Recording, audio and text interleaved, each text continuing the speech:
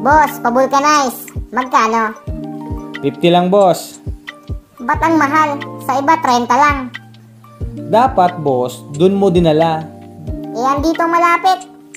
Boss, kahit malayo ang shop na yon, dahil gusto mo ang mura, dapat dun mo ipagawa.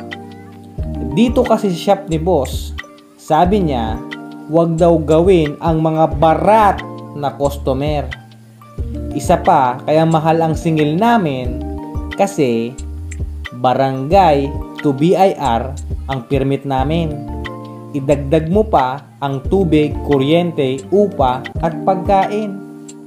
Ultimo, boss asin, nagmahal na din. Kaya sa mga barat naming customer, inyong maintindihan, nagmamahal, Tireman.